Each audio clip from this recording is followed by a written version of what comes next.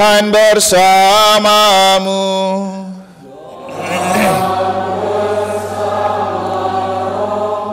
Inilah Injil suci menurut Markus. Dimuliakanlah Tuhan.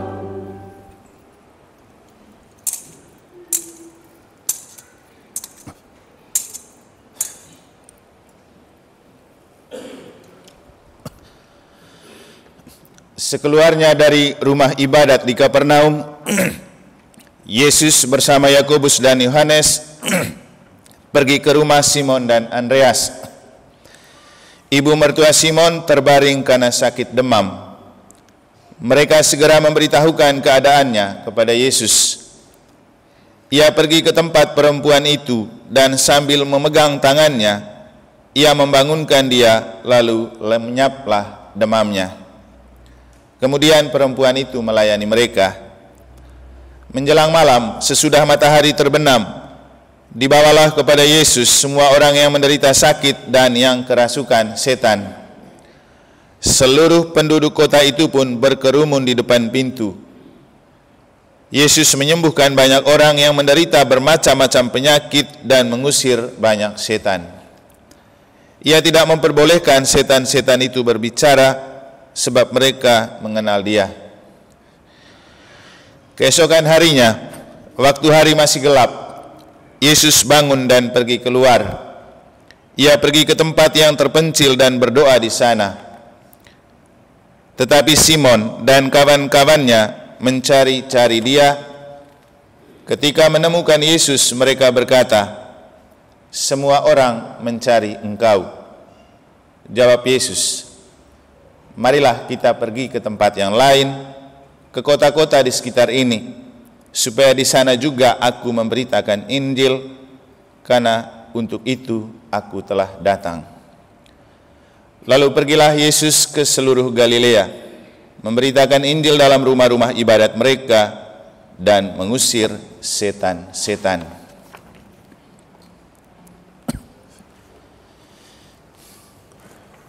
Demikianlah sabda Tuhan. Terpujilah Kristus.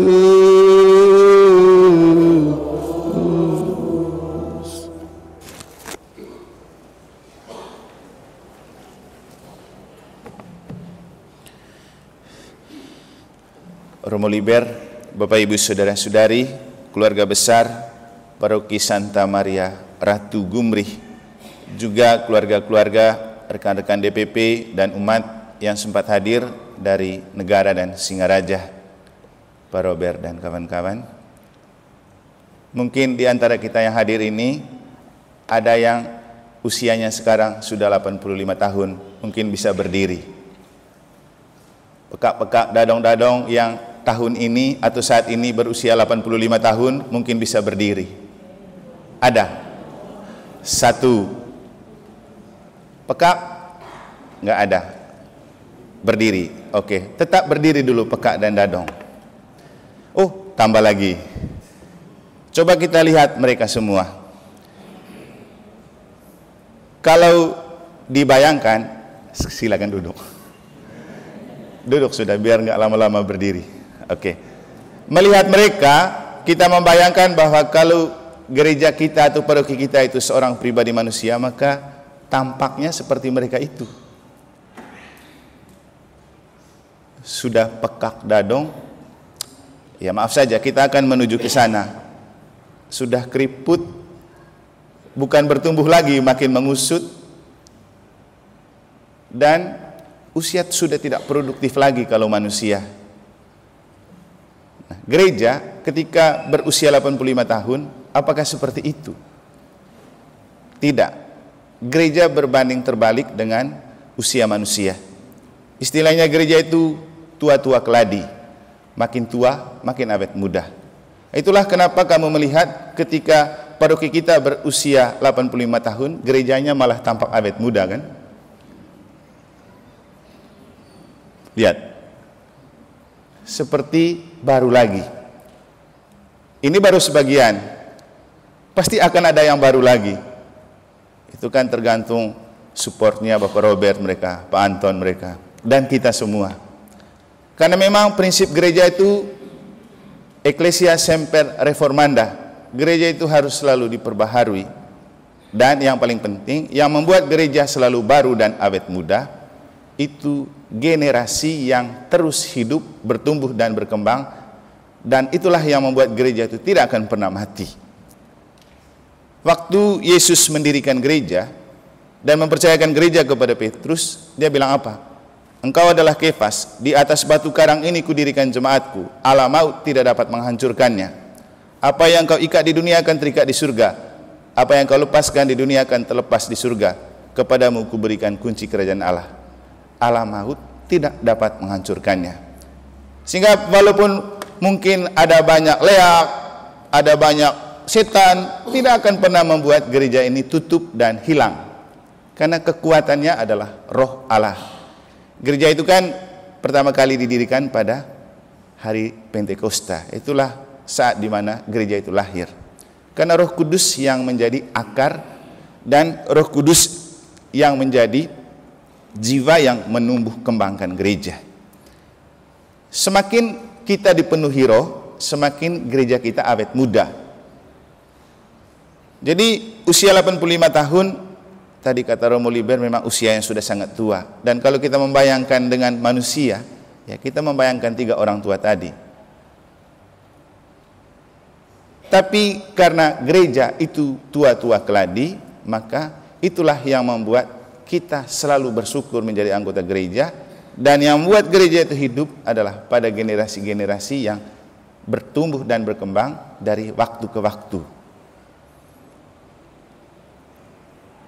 Bacaan suci hari ini sebenarnya menampilkan hal-hal menarik terkait pribadi kita untuk kita refleksikan lebih. Kalau di negara tadi dalam konteks hari Minggu biasa yang kelima, saya berkhotbah tentang perasaan yang melingkupi Ayub. Ia merasa dicekam oleh kegelisahan sampai pagi. Kemudian referen Mazmur mengatakan, terpujilah Tuhan yang menyembuhkan orang yang patah hati. Nah, ini adalah 2 kenyataan yang sering ada di dalam jiwa kita. Rasa gelisah dan patah hati. Bagaimana mengelola rasa gelisah dan patah hati dan bagaimana mengobati rasa itu?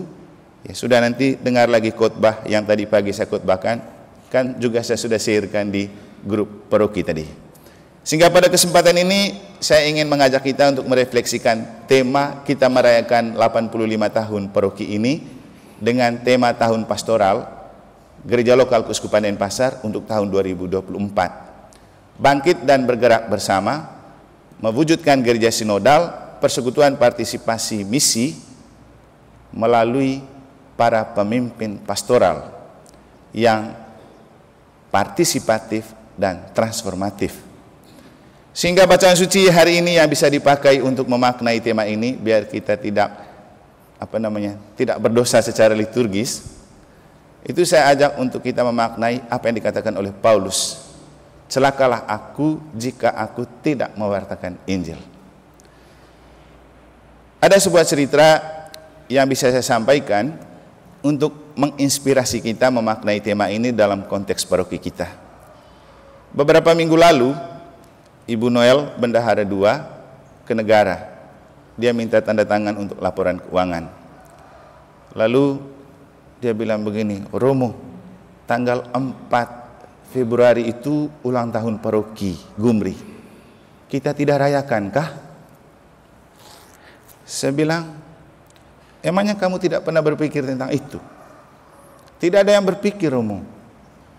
Saya bilang, ya sudah, nanti saya telepon Romo Liber, nanti kasih tahu teman-teman DPP, segera berpikir untuk merayakan perayaan itu. Nanti kita malu, kalau Romo ulang tahun kita pesta besar, giliran paroki kita tidak pesta. Kita tidak merayakan. Kemudian titip pesan untuk teman-teman DPP. Tema tahun pertama hasil Sinode 5 itu untuk kita para pemimpin bangkit dan bergerak bersama, mewujudkan gereja sinodal melalui kepemimpinan partisipatif dan transformatif. Apa bentuk partisipasi kita? Apa bentuk transformasi dan perubahan yang kita mau bangun? Jadi 5 tema tahunan hasil sinode 5 itu mengajak gereja untuk berjalan bersama dalam tema gereja sinodal. Nah, siapa yang berjalan bersama? Seluruh umat dan pemimpin pastoral.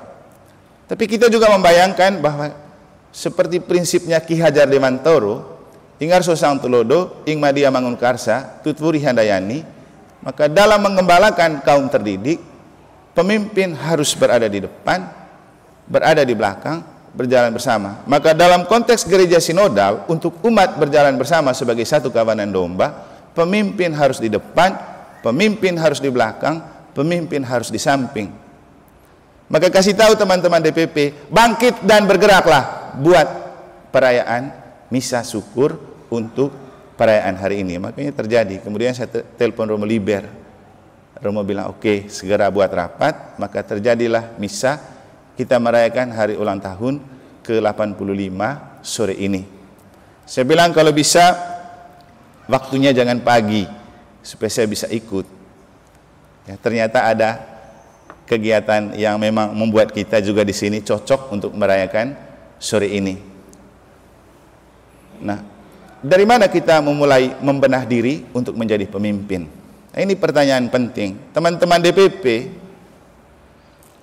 teman-teman fungsionaris pastoral, pengurus lingkungan, pengurus KBG, prodiakon, katekis, itu adalah pemimpin-pemimpin pastoral. Definisi pemimpin pastoral itu bukan hanya Romo saja, tapi DPP, pengurus lingkungan, pengurus KBG, katekis, fasilitator. Kita semua pemimpin pastoral. Maka mulai dari mana kita mengajak orang berjalan bersama? Ya mulai dari diri kita para pemimpin. Makanya tadi juga saya agak terlambat karena saya tunggu saya punya teman-teman DPP. Saya ajak mereka beberapa. Karena kemarin saya bilang Romo Liber ajak dengan DPP ya. Ternyata Romo Liber ajak juga dengan keluarga dari Manggaraya. Bagus kan? Ini kan gereja sinodal berjalan bersama. Katanya banyak siap babi guling di sini ya. Kami bawa tenaga makan. Apalagi dia bilang Pak Anton dan Pak Robert juga bawa dari Singaraja. Saya bilang kalau gitu saya bawa banyak juga nanti untuk habiskan. Tapi makna yang terpenting apa? Belajar berjalan bersama. Dan kita para pemimpin adalah aktor utama di balik perjalanan bersama. Maka tema ini sebenarnya sebuah refleksi untuk kami para pastor, juga untuk kita DPP dan seluruh umat. Kita yang berjalan bersama. Untuk kami pastor juga merefleksikan untuk tidak berjalan sendiri, tidak single fighter, tapi berjalan bersama, bekerja bersama, kerjasama dan kerja bersama. Itulah kenapa kita diminta berpartisipasi. Berpartisipasi artinya memberi diri untuk mengambil bagian dalam suatu hal, sebuah karya pastoral. Maka kepemimpinan partisipatif artinya siapapun fungsionaris pastoral harus mengambil bagian dalam bentuk kegiatan karya pastoral gereja. Maka saya bilang kepada Ibu Noel, ini adalah contoh kepemimpinan partisipatif. Ketika orang lain lupa, kita yang mengingatkan bahwa kita bangkit, kita berjalan bersama, kita berpartisipasi. Berpartisipasi itu dengan memberikan ide, gagasan, juga tenaga, waktu, ya bisa juga dana. Yang paling penting kita mengambil bagian dalam sesuatu karya. Transformatif artinya memiliki daya ubah. Perubahan itu berarti membuat sesuatu beda dari biasanya, lain dari yang dulu, tapi bukan keanehan. Beberapa hari lalu saya diundang untuk berkhotbah di Partai Nasdem ketika mereka merayakan Natal bersama dan Tahun Baru. Temanya berjalan bersama menuju Indonesia damai yang transformatif. Nasdem kan terkenal dengan perubahan. Saya bilang kepada mereka, kalau bicara perubahan, maka kita harus membuat sesuatu yang berbeda. Jangan yang sama terus penampilan. Harus beda dari sebelumnya. Dan karena itu, untuk mau menjadi agen perubahan, nomor satu, harus bisa merubah diri, mulai dari diri sendiri. Ketika kita bisa mengubah diri, pasti kita bisa mengubah orang dan dunia. Karena kata orang, dunia pasti terus berubah, Dan kita tidak bisa mengubah dunia. Yang bisa adalah kita mengubah diri untuk menyesuaikan diri dengan perubahan dunia. Yang kedua, berkorban dan makan korban. Kita harus mengorbankan diri, tapi juga ada yang dikorbankan. Kalau kita lihat itu virus yang harus delete saja. Saya di beberapa paroki ada yang suka dan tidak suka. Yang tidak suka biasanya saya delete. Ya, saya merasa dan menganggap itu virus yang mengganggu kebersamaan, delete saja kan. Tapi setelah itu pasti kita dibenci, dicaci maki, dan tidak disukai. Tapi tidak apa-apa, yang penting ada kemajuan dan perubahan. Kan memang begitu. Indonesia tidak berubah kalau tidak ada reformasi. Yang ketiga, kalau mau jadi agen perubahan itu membenci zona nyaman. Jangan karena sudah nyaman dan aman, kita maunya begitu terus. Jangan. Agen perubahan itu harus membenci zona nyaman dan keluar dari zona nyaman untuk membuat sesuatu yang baru. Jadi agen perubahan itu mencintai tantangan, bahkan mencintai kebencian, karena tidak gampang untuk menjadi agen perubahan. Yang terakhir, kalau mau jadi agen perubahan itu jangan berjalan sendiri, harus berjalan bersama. Nah, waktu itu kan ketika saya diminta untuk memberikan sambutan sebagai komisi Kerawam setelah khotbah, Romo Bade kan juga datang, dia dari Singaraja. Lalu saya bilang, saya tidak mau sambutan sendiri, saya akan memberikan kesempatan kepada Romo Bade untuk melanjutkan sambutan saya, biar tidak ada kesan saya populer sendiri, saya hebat sendiri, saya punya teman. Saya bilang karena kebetulan di sini yang hadir juga ada 2 Romo, nanti saya minta Romo Bade, dan terakhir saya panggil dia. Saya bilang, Romo Bade nanti bicara ya, jangan kaya-kaya saja, tidak. Biar kita tunjukkan bahwa kita itu tim. Bukan masalah saya senior dan kamu junior, justru penting. Saya berbicara dari segi imam yang sudah agak tua, tapi kamu berbicara dari orang muda. Karena faktanya, kami orang tua punya cara berpikir yang berbeda dengan yang muda. Beri mereka pencerahan dari perspektif orang muda. Lalu dia berbicara, hanya ada beberapa kata yang dia katakan, tapi saya rasa itu sangat bagus dan baik. Dia bilang, kalau mau jalan cepat, jalan sendiri, tapi kalau mau jalan jauh, jalan bersama. Jangan pernah melewatkan satu hari tanpa melakukan perbuatan baik. Begitu kata Mother Teresa. Jadi usahakan setiap hari harus melakukan apa yang baik. Dia hanya menyampaikan 2 hal itu, dan untuk saya itu sangat berguna dan bermanfaat. Tapi paling penting, dengan momen itu saya mau menunjukkan kepada orang yang datang bahwa pemimpin Gereja Katolik bukanlah berjalan sendiri, harus berjalan bersama, bersama rekan, bersama teman-teman DPP. Tanya mereka di negara, kadang-kadang saya sering marahin mereka. Kenapa? Saya bilang, kamu tuh jangan kalah kreativitas, jangan tunggu Romo terus yang berpikir dan kreatif. Malah saya senang kalau kamu yang lebih dahulu berpikir dan kreatif, saya tinggal ACC saja. Di tempat lain itu Romonya stres karena DPP super kreatif, di sini saya stres karena kamu tunggu perintah. Jadi ini gereja sinodal, kita berjalan bersama, dan mulai dari kita para pemimpin. Jadi berjalan bersama, bangkit dan bergerak bersama, membangun gereja sinodal melalui kepemimpinan yang partisipatif, transformatif. Kita memberi diri, kita terlibat, karena kita semua punya bakat dan talenta. Sehingga Bapak Ibu, dasar untuk kita berpartisipasi sebenarnya ada pada kitab suci. Semua orang punya talenta, pakai talenta itu untuk melayani. Dan juga di bagian akhir rumusan Sinode 5, karena juga saya menyusun, saya mengambil kata-kata dari surat Rasul Paulus, kalau tidak salah itu 1 Korintus bab 3 ayat 4 sampai 9. Yang kurang lebih Paulus berbicara begini, saudara-saudara, jangan lagi berpikir mana Paulus, mana Apolos. Jangan lagi berpikir saya kelompoknya Paulus, ini kelompoknya Apolos. Tidak.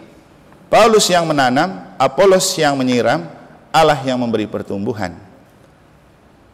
Jadi kita semua berjalan bersama karena kita semua adalah rekan kerja Allah. Kita semua DPP, pengurus-pengurus lingkungan dan KBG, prodiakon, katekis, fasilitator adalah rekan-rekan kerja Allah untuk menuntun domba-domba kita berjalan bersama. Tidak ada yang tidak bisa, tidak ada yang tidak mampu. Kalaupun kita tidak mampu, kita punya Roh Kudus untuk memampukan kita, walau kita lemah, ragu, tak berdaya dan berdosa. Makanya jangan berjalan sendiri, perlu berjalan bersama sambil membiarkan Allah yang menyelenggarakan, sambil membuka diri kepada gerakan Roh Kudus. Kita tidak bisa menginjili orang lain kalau kita tidak lebih dahulu menginjili diri sendiri. Maka waktu sinode, satu pesan penting yang perlu untuk gereja dan untuk kita, itu paling penting dari gereja sinodal di antara persekutuan partisipasi misi adalah misi. Misi mewartakan Injil, misi membangun kerajaan Allah, misi membawa keselamatan itu keluar dari gereja kepada dunia. Namanya missio ad extra. Tetapi sebelum kita pergi bermisi keluar, lebih dahulu bermisi ke dalam. Jadi sebelum kita menginjili dunia, kita injili dulu diri kita. Makanya Paulus bilang apa? Celakalah aku jika tidak mewartakan Injil. Tapi kita tidak bisa menginjili dunia kalau kita tidak lebih dahulu menginjili diri. Bapak Ibu, sederhananya mewartakan Injil itu begini. Tidak perlu jadi pengkhotbah, tidak perlu jadi pendeta, tidak perlu jadi pastor. Yang penting Anda baca kitab suci. Yang penting Anda hidup untuk membangkitkan rasa sukacita dan kebahagiaan pada orang yang berjumpa dan bertemu dengan kita. Karena Injil itu berasal dari kata Evangelion yang berarti kabar sukacita, kabar gembira. Maka Paus Fransiskus bilang, jadi orang Katolik jangan berwajah seperti orang yang pulang dari kuburan, suram, muram, sedih. Jadi orang Katolik harus menampilkan wajah sukacita, wajah cerah, wajah ceria. Memang agak susah. Memang agak susah. Apalagi kalau kita tidak cocok dengan Romo, tidak sesuai dengan kemauan kita, begitu juga sebaliknya. Pasti susah dapat wajah bagus. Yang ada adalah wajah cemberut semua. Tapi kalau kita mau jadi pewarta Injil, ya sederhana saja. Sinari diri dengan sabda Tuhan, buat diri kita enjoy dan bahagia, tampilkan wajah sukacita dan cerah kepada orang. Nanti orang yang melihat kita dengan wajah tersenyum dan sukacita membuat orang senang kalau lihat dia, asik begitu, menarik begitu. Jadi orang dengan tersendirinya bersukacita dan berbahagia karena melihat kita. Dari keseluruhan perjalanan Sinode 5, untuk saya pribadi ada satu ucapan dari salah satu umat dari Ubung yang untuk saya itu penting untuk menginspirasi dan memacu saya. Ketika dia bilang begini, Romo-romo hanya satu saja yang umat butuh dari Romo-romo. Jangan lupa tersenyum. Teruslah tersenyum. Biar Romo tidak buat apa-apa, tapi dengan melihat Romo tersenyum, kami umat sudah bahagia. Selamat merayakan pesta ke-85 tahun. Semoga wajah kita di usia 50 tahun, walaupun secara duniawi sudah peka dan dadong, tapi dari hidup gereja makin tua, makin muda. Karena gereja itu tua-tua keladi, karena Roh Kuduslah yang membimbing, Injillah yang menjiwai kita. Semoga Tuhan memberkati.